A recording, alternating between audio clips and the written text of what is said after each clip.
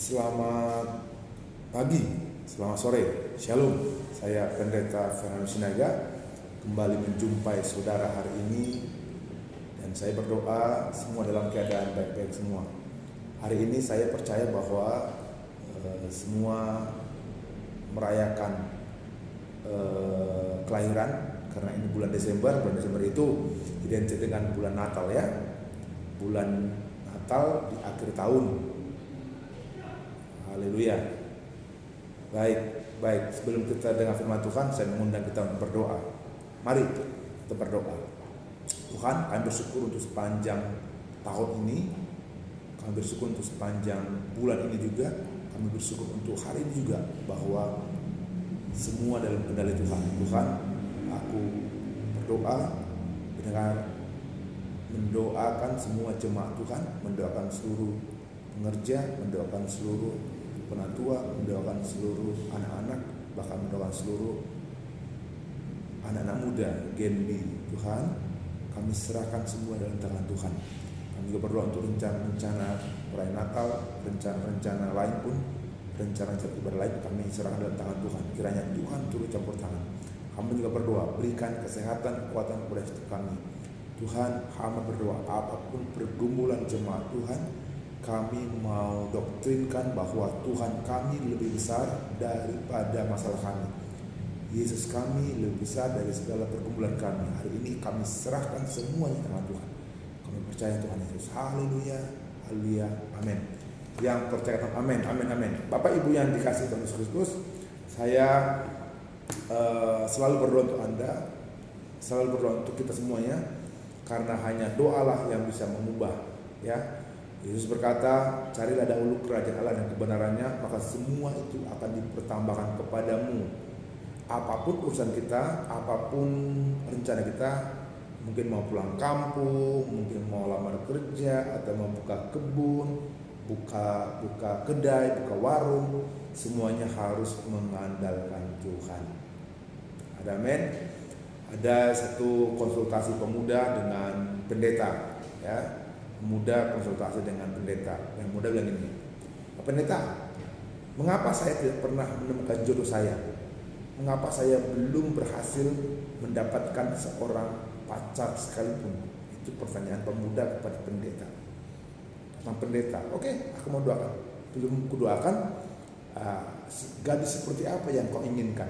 Dan tentunya pendeta ingin mendoakan dengan jelas, ya. Tentunya pendeta ingin mendoa dengan kerinduan apa maunya si pemuda itu. Kemudian pemuda itu berkata, Pak Pendeta, saya menginginkan gadis yang putih. Apalagi, saya menginginkan gadis yang cantik. Saya menginginkan gadis yang tinggi. Saya juga menginginkan gadis yang pintar, perhatian, bahkan mencintai saya dari segala-galanya. Pendeta, oh iya, kalau begitu kamu harus melakukan ajaran B3. Maksudnya B3, B3, B-nya ada 3. B pertama katanya, biar doamu dijawab. B pertama, berusaha. Saya tanya dulu kau, pemuda, apakah kamu sudah cukup berusaha? Datang pemuda, wah, yang namanya usaha tuh sudah saya lakukan dengan maksimal. Sudah banyak tempat yang saya lalui demi mendapatkan gadis impian saya. Sudah banyak yang saya usahakan demi dapatkan gadis impian saya, kata pemuda itu, kata pendeta. Kalau gitu kamu harus melakukan B kedua. Apa itu? Berdoa. Jadi B pertama berusaha, B kedua apa? Berdoa. Bila perlu berdoa dan berpuasa. Datang pemuda, Pak Pendeta, asal kau tahu aja, setiap hari saya berdoa, setiap pagi untuk hal ini. Bahkan berpuasa sudah kulakukan. Senin Kamis. Setiap Senin dan Kamis aku pun berpuasa untuk dapatkan gadis impian saya. Datang pendeta, wah, kalau gitu kamu harus melakukan ajaran B yang terakhir, B yang ketiga. Apa itu kata pemuda ini, kata pendeta itu? B ketiga adalah bercermin. Bapak Ibu yang dikasihi Tuhan, seringkali kita meminta yang terbaik, tapi kita lupa diri kita siapa. Ya, dia minta yang cantik, dia minta yang putih, dia minta yang tinggi, dia minta yang pintar, dia minta perhatian, dia minta cinta segala-galanya. Pertanyaannya, sudah bercerminkah kau? Kata pendeta itu kepada pemuda ini. Baik, hari ini karena sudah bulan Desember, maka saya memberikan topik Yesus membawa mukjizat di hari Natal. Ya, saya mencatat ada 2 mukjizat saat Yesus lahir. 2 mukjizat saat Yesus lahir. Yang pertama, mukjizat pertama yang dialami saat Yesus lahir adalah sejumlah bala tentara malaikat surga turun ke bumi. Kita tahu bukan 1, bukan 2 malaikat, tapi sejumlah bala tentara. Ini bukan angka 1, 2, 11, 100, tidak. Ini bala tentara, ya. Begitu banyak bala tentara, berarti banyak, sangat banyak. Sejumlah bala tentara malaikat surga turun ke bumi. Bahkan mereka, malaikat ini menyanyikan lagu-lagu pujian kepada Bapa di surga. Anda lihat boleh Lukas 2 ayat 14, ya. Kemuliaan bagi Allah di tempat yang maha tinggi. Kemuliaan bagi Allah di tempat yang maha tinggi, dan damai sejahtera di bumi di antara manusia yang berkenan kepadanya. Tahu ya artinya? Kemuliaan bagi Allah di tempat yang maha tinggi. Sama. Kemuliaan bagi Yesus, Tuhan yang memerintah atas segalanya, Raja segala raja. Sekali lagi, 1, 2, 3. Kemuliaan bagi Allah di tempat yang maha tinggi. Kemuliaan bagi Yesus, Tuhan yang memerintah atas segalanya, Raja segala raja. Bapak Ibu yang dikasihi Tuhan Yesus Kristus, saya percaya saat Yesus mau dilahirkan saja mendapatkan kunjungan bala tentara surga. Ya. Apalagi setelah Yesus jadi raja, semua malaikat ada bersamanya. Nah, mukjizat pertama ketika Yesus lahir, bala tentara malaikat surga turun bumi. Bapak Ibu yang dikasihi Tuhan, saya sangat percaya saat Yesus ada di hatimu, maka percayalah bala tentara surga, bala tentara malaikat dari surga juga akan mengawal hidupmu. Ini pesan bagi kita bahwa ketika Bapak Ibu percaya, bahkan mengundang dia jadi raja di hati, mengundang Yesus bertahta di hatimu, maka serta-merta pengawalnya, bala tentara surga itu akan datang kepadamu. Jangan takut, itu artinya. Wah, hari ini buka imanmu, bila perlu minta iman dari surga. Ketika kita percaya Yesus, maka kita tidak perlu takut. Apapun situasinya, garis bawah ini, apapun situasinya, Tuhan yang menciptakan gunung, Tuhan yang menciptakan laut, Tuhan yang menciptakan alam semesta, ada di hati saudara. Maka serta-merta juga seluruh pengawalnya, seluruh bala tentara surga, malaikat surga juga ada di sekitar saudara. Ada men? Lihat kiri, lihat kanan, katakan sampingmu ada malaikat. Lihat kiri, di sampingmu ada malaikat. Ada men? No worry, jangan takut. Nah, di Jakarta ada zaman now namanya. Saking zaman now ini mereka status pun status now. Asal ada kegiatan update status. Kalau pesta dunia update status. Atau mungkin di rumah juga gitu ya. Pesta kita. Jemput anak ke sekolah, kasih makan suami, pakai status. Nah di Jakarta gini, saya ada orang bingung sama anak zaman now ini. Mau doa aja update status,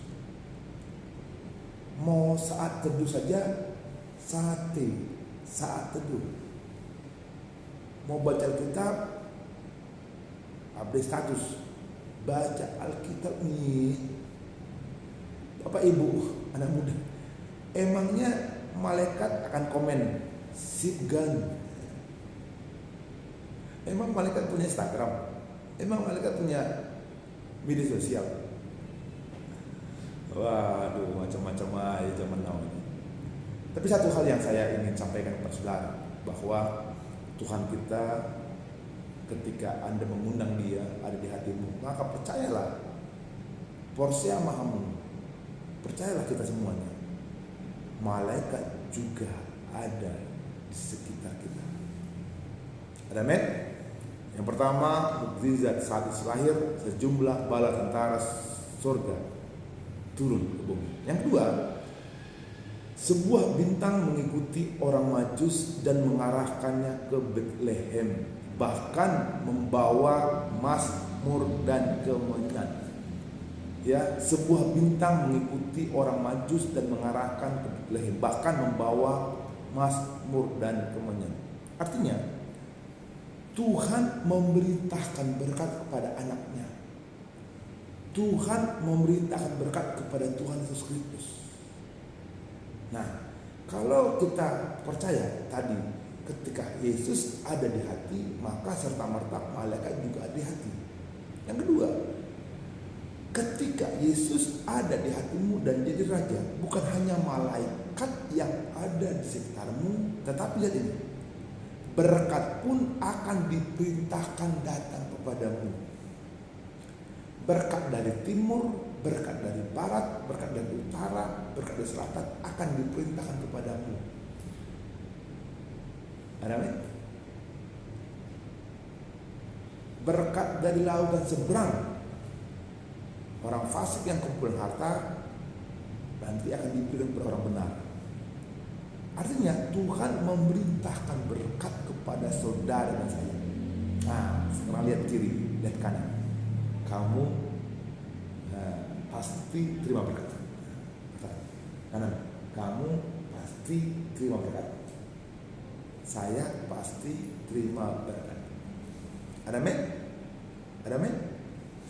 Yohanes 3:30 berkata, Yohanes 3:30, Yesus harus makin besar, tetapi aku harus makin kecil.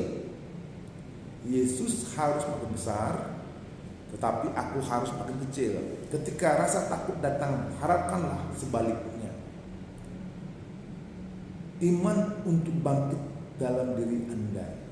Ketika Anda single, harapkan Anda memiliki pasangan. Ketika gejala-gejala penyakit menyerang tubuh Anda, harapkan sebaliknya, yaitu kuasa kesembuhan dari Tuhan Yesus menjamah Anda. Nah, ketika kekurangan, harapkanlah sebaliknya, yaitu persediaan dari Tuhan untuk memenuhi kebutuhan kita. Jehovah Jireh, Allah yang mencukupi. Ketika kebingungan datang, keraguan datang, harapkanlah sebaliknya, yaitu apa? damai sejahtera dari Tuhan untuk menghibur Anda. Tuhan memilih orang-orang biasa untuk melakukan pekerjaan yang luar biasa. Tuhan akan memutarbalikkan bumi dengan orang-orang biasa. Amin. 2 Tawari 16 ayat 9a. 2 Tawari 16 ayat 9a. Karena mata Tuhan menjelajah seluruh bumi untuk melimpahkan kekuatannya kepada mereka yang bersungguh hati terhadap Dia. Ya. Mata Tuhan melihat, mata Tuhan seperti CCTV, mata Tuhan seperti kamera ke seluruh bumi untuk melimpahkan. Perhatikan, bukan untuk mencari kesalahan, bukan untuk mencari kelemahan, tapi akan melimpahkan kekuatan, melimpahkan berkat, melimpahkan blessing, melimpahkan kasih karunia, melimpahkan mukjizat kepada mereka yang sungguh-sungguh terhadap Dia. Ya, Filipi 4 ayat 6 sampai 7. Filipi 4 ayat 6 sampai 7.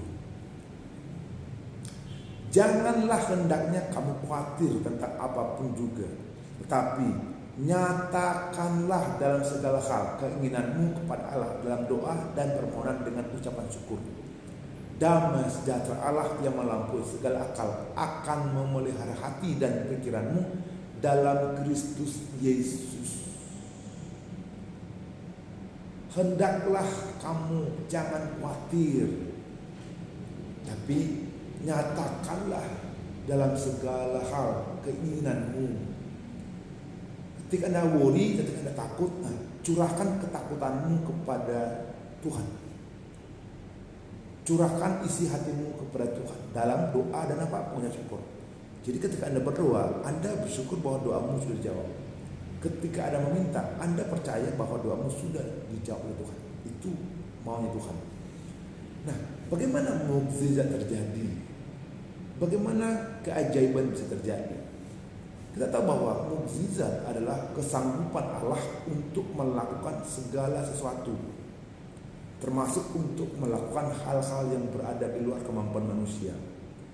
Allah dapat melakukan perkara-perkara ajaib kepada kita semuanya. Hari ini kita akan bahas sedikit perihal mengenai kesembuhan di kolam Bethesda. Mari kita buka Yohanes 5 ayat 1 sampai 9. Yohanes 5 1 sampai 9. Yohanes 5 1 sampai 9. Kita dapat melihat respon seseorang menentukan terjadinya atau tidak terjadinya sebuah mukjizat. Yohanes 5 1. Kita akan belajar tokoh seorang ini, apa penyebab dia tidak terima mukjizat dan apa rahasianya akhirnya dia terima mukjizat. Penyembuhan pada hari Sabat di kolam Bethesda. Yohanes 5 ayat 1. Demikian firman Tuhan. Sesudah itu ada hari raya orang Yahudi dan Yesus berangkat ke Yerusalem. Di Yerusalem dekat pintu gerbang domba ada sebuah kolam yang dalam bahasa Ibrani disebut Bethesda. Ada 5 serambinya, dan di serambi-serambi itu berbaring sejumlah besar orang sakit, orang-orang buta, orang-orang timpang, dan orang-orang lumpuh yang menantikan goncangan air kolam itu. Sebab sewaktu-waktu turun malaikat Tuhan ke kolam itu dan menggoncangkan air itu. Barang siapa yang terdahulu masuk ke dalamnya, sesudah goncangan air itu menjadi sembuh apapun juga penyakitnya. Ayat 5. Di situ ada seorang yang sudah 38 tahun lamanya sakit. Ketika Yesus melihat orang itu berbaring di situ, dan karena ia tahu bahwa ia telah lama dalam keadaan itu, berkatalah ia kepadanya, maukah engkau sembuh? Jawab orang sakit itu kepadanya, Tuhan, tidak ada orang yang menurunkan aku ke dalam kolam itu apabila airnya mulai goncang. Dan sementara aku menuju kolam itu, orang lain sudah turun mendahului aku. Kata Yesus kepadanya, bangunlah, angkatlah tilammu dan berjalanlah. Dan pada saat itu juga semula orang itu lalu mengangkat tilamnya dan berjalan. Tetapi hari itu hari Sabat. Nah, secara singkat saja, hari ini kita belajar Ada 3 respon yang bisa menghasilkan mukjizat. Ya, ada 3 respon yang bisa menghasilkan mukjizat. Memang kita tahu bahwa mukjizat itu adalah hak otoritas Tuhan kepada saudara. Namun jangan lupa, Tuhan juga perlu respon. Tuhan juga perlu tindakan. Tuhan juga perlu tanggapan saudara. Jangan mimpi mukjizat terjadi kalau tidak ada respon. Jangan mimpi ada mukjizat kalau tidak ada kemauan. Nah, yang pertama, respon pertama berdasarkan penyembuhan pada kolam Bethesda. Yang pertama, mukjizat bisa terjadi jika kita tidak mengandalkan manusia. Sekali lagi, mukjizat bisa terjadi jika kita tidak mengandalkan manusia. Kalau kita lihat ayat 7, Yohanes 5 ayat 7, jawab orang sakit itu kepadanya, Tuhan, tidak ada orang yang menurunkan aku ke dalam kolam itu apabila airnya mulai goncang. Dan sementara aku menuju ke kolam itu, orang lain sudah turun mendahului aku. Nah, ayat ini mengatakan seorang yang sudah 38 tahun sakit, jika kita telah lebih lagi, orang ini tidak lumpuh seperti kebanyakan orang yang ada di tempat tersebut. Buktinya apa? Dalam perikop ini, orang tersebut hanya dikatakan sebagai orang yang sakit, dan tidak ada satupun ayat yang mengatakan bahwa dia mengalami kelumpuhan. Jadi kalau kita cermati, Tuhan tidak ada orang menurunkan aku ke dalam kolam itu apabila airnya mulai goncang. Kalau lihat ayat 7 itu, maka kita dapat simpulkan bahwa orang ini selalu bergantung kepada orang lain. Tidak ada orang, tidak ada keluarga, tidak ada kawan, tidak ada kolega, tidak ada network, tidak ada jaringan, tidak ada backingan, kan? Atau dengan kata lain mengatakan bahwa dia tidak bisa sembuh karena orang lain, bukan karena dia. Nah, sikap orang yang selalu bergantung kepada orang lain atau sikap orang yang selalu menyalahkan orang lain membuat dia tidak berhasil masuk ke dalam kolam itu pada waktu airnya berguncang. Nah, sikap itu juga membuat kita tidak bisa mengalami mukjizat kesembuhan dari Allah. Begitu juga dengan kita, saudara-saudaraku yang Tuhan, bapak, ibu, ambur, nambur, tulang-tulang, abang, adikku, itu. Jangan pernah sekalipun kita menaruh harapan dan mengandalkan orang lain dalam hidup kita, apapun itu. Sebab hal tersebut akan membatasi kuasa Tuhan. Tuhan punya rencana besar, tapi karena Anda membatasi kuasa Tuhan, karena Anda mengandalkan manusia, jadi kuasa Tuhan dibatasi. Jadi mengecil. Doamu mungkin setinggi langit, tapi hatimu membatasi dengan mengandalkan manusia. Hatimu mengharapkan manusia menolongmu, hatimu minta-minta kepada manusia. Akhirnya berkatmu tergerus dan akhirnya terbataslah. Nah, Alkitab berkata Yeremia 17 ayat 5. Yeremia 17 ayat yang berkata, terkutuklah orang yang mengandalkan manusia, yang mengandalkan kekuatannya sendiri, dan yang hatinya menjauh daripada Tuhan. Wow, tragis gak? Bukan menjauhlah dariku, tapi terkutuklah orang yang mengandalkan manusia. Terkutuklah orang Batak kalau mengandalkan orang Batak. Terkutuklah orang Jawa kalau mengandalkan orang Jawa. Udah, mari kita ikut Tuhan saja. Mari kita belajar mengandalkan Tuhan Yesus. Jadi jelas, sikap mengandalkan orang lain selain tidak akan membuat kita bisa menerima mukjizat dalam hidup kita, ternyata sikap itu juga dapat membuat kita menjadi terkutuk. Bukan hanya tidak dapat berkat, tapi terkutuk. Halo, hati-hati. Saya menghimbau, saya mengajak seluruh keluarga saya, seluruh keluarga besar GPDI Samuel, Rumbai, atau Panam, atau siapapun yang mendengarkan video, mendengarkan khotbah ini. Perhatikan, sikap mengandalkan orang lain selain tidak dapat mukjizat juga membuat terkutuk. Nah, respon kedua agar menerima mukjizat adalah jangan terlalu banyak cingkune, jangan terlalu banyak alasan. Ya, no excuse. Kita lihat Yohanes 5:6. Ketika Yesus melihat orang itu berbaring di situ dan karena ia tahu bahwa ia telah lama dalam keadaan itu, berkatalah ia kepadanya, "Maukah engkau sembuh?" Yesus menanyakan, "Maukah engkau sembuh?" Artinya hanya ada dua jawaban dari pertanyaan tersebut, mau atau tidak. Kan simpel pertanyaannya, mau atau tidak. Tapi jawaban orang tersebut sama sekali tidak nyambung.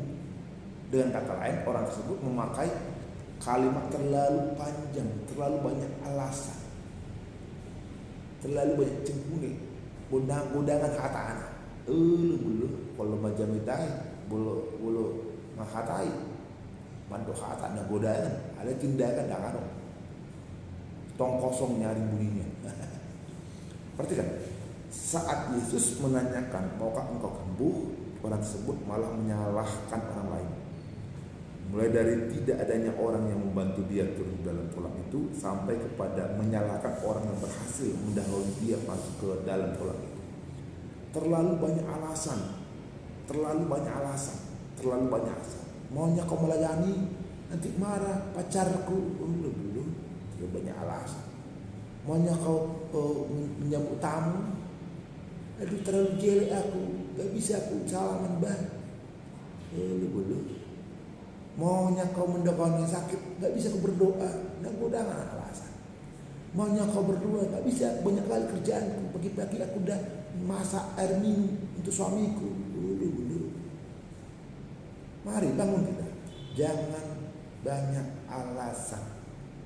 Terlalu banyak alasan dapat kita sejajarkan dengan sikap pembenaran diri, dan hal itu sama sekali tidak membuat orang tersebut mengalami yang namanya miracle ataupun mukjizat.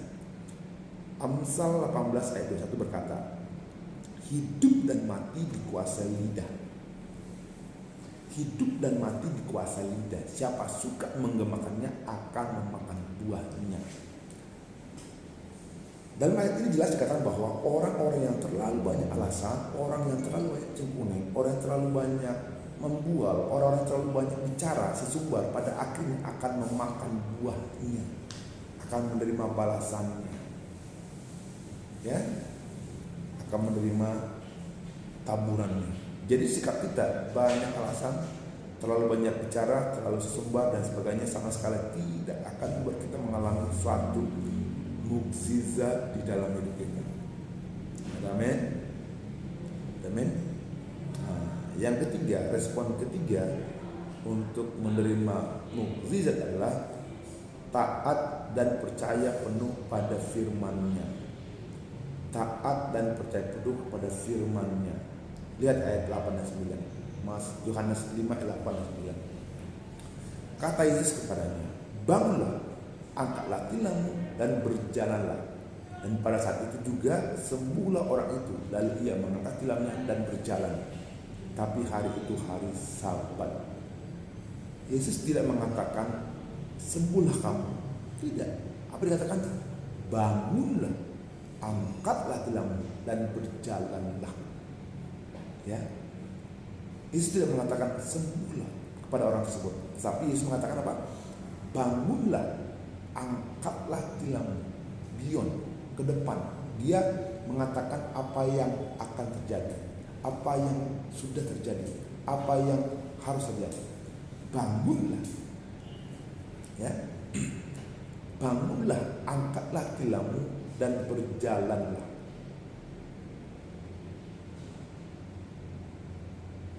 Dan satu hal yang mengherankan, sekalipun Yesus tidak mengatakan sembuhlah engkau pada orang tersebut, namun pada saat itu juga orang tersebut merasakan suatu kesembuhan terjadi dalam dirinya.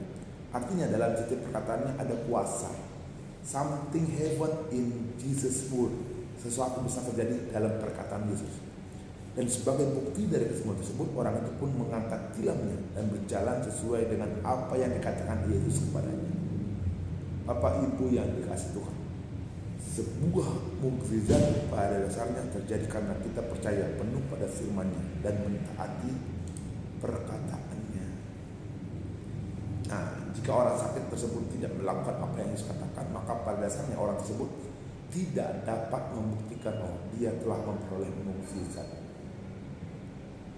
Sebuah mukjizat ditandai dengan sikap dan perbuatan kita, dan itu artinya mukjizat bisa benar-benar kita rasakan secara total dalam hidup kita jika kita benar-benar taat dan percaya penuh akan kebenaran firman-Nya. Amin. Nah, khotbah singkat ini biarlah menjadi respon atas kita. Respon untuk menerima mukjizat yang pertama adalah mukjizat bisa terjadi jika kita tidak mengandalkan manusia. Jangan sampai kita mengandalkan berteman, minta doa boleh, minta saran boleh, tapi jangan mengandalkan dia untuk menjadi saluran berkat. Jangan mengandalkan manusia untuk menjawab doa-doamu. Anda kadang-kadang menceritakan bahwa Anda perlu uang, tapi ujungnya apa? Minta uang dari dia. Tolong. Salah, ya. Ketika Anda menceritakan pun itu minta doa. Jangan sampai ada di hatimu minta. Saya sangat senang dengan mama saya, pendeta ya, di mana dia tidak mengandalkan manusia. Dia belajar mengandalkan Tuhan. Men, marilah kita contoh ini. Mari kita contoh mama kita. Mari kita contoh apa yang Tuhan Yesus perintahkan. Yang kedua adalah jangan banyak alasan. Responsible come to me first. Tanggung jawab itu dimulai dari kita. Jangan menyalahkan orang lain. Jangan menyalahkan keluarga. Jangan menyalahkan teman. Jangan menyalahkan kantor. Jangan menyalahkan negara. Jangan menyalahkan sekampung. Tapi jangan banyak alasan. Amin. Yang ketiga, taat dan percaya penuh kepada firman-Nya. Taat dan percaya penuh kepada firman-Nya. Ketika Tuhan berfirman, mari kita bertindak. Bangunlah, angkatlah tilammu dan berjalanlah. Ada doa, ada cerita lucu, doa yang terkabul, ya. Doa yang terkabul. Pada waktu masih anak-anak ada namanya Bejo dan Paijo. Bejo dan Paijo sama-sama berdoa orang itu, masih anak-anak namanya. Si Bejo bilang begini, Tuhan berikanlah saya kemudahan dalam mencari rezeki, kata si Bejo kepada Tuhan. Seperti hanya dengan goyang-goyang kaki pun uang sudah datang. Doanya gitu, sebujur. Tuhan berikan saya kemudahan mencari rezeki. Seperti hanya dengan goyang-goyang kaki pun uang sudah datang. Dan si Paijo pun berdoa. Saya juga Tuhan mohon berikan kemudahan dalam mencari rezeki, katanya. Berikan kemudahan dalam rezeki. Semisal hanya dengan berkipas-kipas pun uang sudah datang. Kipas-kipas hepeng naro, ya, paten kedua ya kan. Kipas-kipas duit datang. Bejo dan Paijo beriman itu. Benar. Akhirnya setelah dewasa doa mereka terkabul. Bejo menjadi penjahit permak jeans di pasar dan Paijo menjadi pedagang sate keliling di pasar. Ya, kan mintanya itu. Bejo minta apa tadi? Minta kemudahan mencari rezeki dengan goyang-goyang kaki. Akhirnya jadi apa? Menjahit permak di pasar. Si Paijo juga itu kan mintanya kan, minta kemudahan mencari rezeki Dengan cara berkipas-kipas pun uang sudah datang. Akhirnya apa? Bejo jadi penjahit permak, Pak Ejo jadi pedagang sate di pasar. Pesan moralnya, mulai sekarang berdoalah dengan jelas. Berdoalah dengan jelas dan terimalah dengan jelas. Amin. Kesimpulan. Mukjizat tidak hanya bicara tentang inisiatif Allah semata, tetapi juga bicara tentang respon kita. Ada 3 respon yang bisa menghasilkan mukjizat. Yang pertama, mukjizat bisa terjadi jika kita tidak mengandalkan manusia. Mukjizat bisa terjadi jika kita tidak mengandalkan manusia. Yang kedua, jangan banyak alasan. Jangan banyak alasan.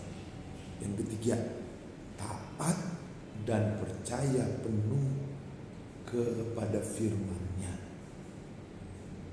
Taat dan percaya penuh kepada firman-Nya. Doa saya bisa bertemu dengan saudara.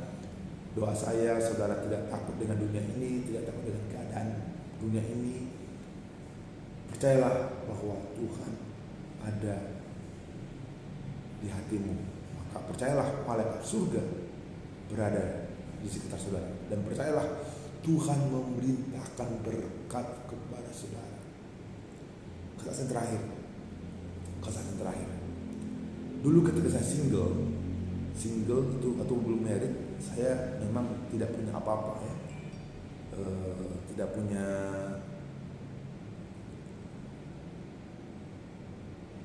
baju banyak, tidak punya ya sederhana sekali. Kosnya juga sangat sederhana gitu. Itu ketika ada temanku mendekat bertamu ke kosku, umurnya di bawah saya. Terus saya ditanya, "Le, udah punya pacar belum?" Saya bilang, "Belum." Saya tanya lagi, "Kau udah punya pacar belum?" "Belum." Saya bilang gini, "Le, kalau kau duluan kawin, kalau kau duluan nikah dari aku kasih sepatu, ku beli sepatu untuk kau. Ku beli 1 sepatu untuk kau." Ya. Akhirnya benar, tahun depan dia nikah duluan. Marga Panjaitan, kawanku di Jakarta. Dia nikah duluan, dia ingat perkataan di teleponnya, "Le, kau dulu pernah janji kan, kalau aku duluan nikah, aku kasih sepatu kan?" Pak, Bu, jujur, ketika dia minta sepatu hanya 1, itu pun udah jelek. Tapi karena aku udah janji, bilang sama dia, "Mana nomor rekeningmu? Mana nomor rekeningmu? Ku kirimlah sejumlah rupiah seharga sepatu baru. Seharga sepatu baru. Padahal aku punya sepatu jelek. Ku beli sepatu. Selama menikah ya, maaf saya nggak bisa pergi pernikahanku. Dia nikahnya di Lampung, jauh kali. Ku kirim uang nikah. Besar juga kala itu. Apa yang kamu tabung, kamu tuai. Setelah saya menikah, ini saya benar. Setelah saya menikah, saya punya banyak sepatu. Banyak sepatu. Sepatu olahraga, sepatu kerja, sepatu santai, warna hitam, warna putih, warna coklat, warna abu-abu. Seperti pelangi, merah, kuning, hijau, di langit yang biru. Seperti itu sepatu. Banyak kali. Kenapa sepatu? Kenapa? Belajar menabung. Hari ini saya berdoa, taat dan percaya kepada Tuhan Yesus. Amin. Demikian firman Tuhan hari ini. Saya berdoa untuk Anda mengalami mukjizat, Anda menerima keajaiban, Anda menerima hal-hal yang dahsyat di hari Natal ini. Jangan lupa selalu memuliakan Tuhan. Mari tundukkan kepala. Saya berdoa untuk saudara. Tuhan yang baik, Tuhan yang luar biasa, kami sudah mendengar firman Tuhan. Hari ini hamba berdoa untuk seluruh jemaat Tuhan yang hadir. Tuhan, kiranya Tuhan siapkan mukjizat di Desember. Beri bonus di Desember. Beri berkat di Desember. Beri order di Desember. Beri emas, kemenyan, dan mur di Desember. Tuhan, Desember penuh dengan keajaiban. Desember penuh dengan damai sejahtera. Desember penuh dengan sukacita. Hamba berdoa untuk seluruh jemaat yang hadir. Satu persatu kau jumpai. Malaikat surga bertahta, bahkan nginap, bahkan mengunjungi setiap kami. Jumpai kami, jumpai kami, jumpai kami. Setiap kami mengalami mukjizat. Saya berdoa untuk mama saya, ibu kami, opung kami, Pendeta R. Pangabden yang kau kasih. Beri kesehatan, beri kekuatan. Hambamu mengasihimu. Aku percaya Tuhan membela Pendeta R. Pangabden. Tuhan memberikan mukjizat demi mukjizat di 2021 ini Tuhan. Sebentar lagi hari masuk 2022. Kami tidak takut, kami tidak khawatir, kami tidak cemas. Kami punya Tuhan yang menciptakan alam semesta. Kami punya Tuhan yang punya laut, yang punya gunung, yang punya hutan, yang punya tanah, yaitu Raja segala raja. Iman kami serahkan ke iman Tuhan Yesus. Berkati kami semua di dalam nama Tuhan Yesus yang bersyarat. Amin. Amin. Shalom. Shalom.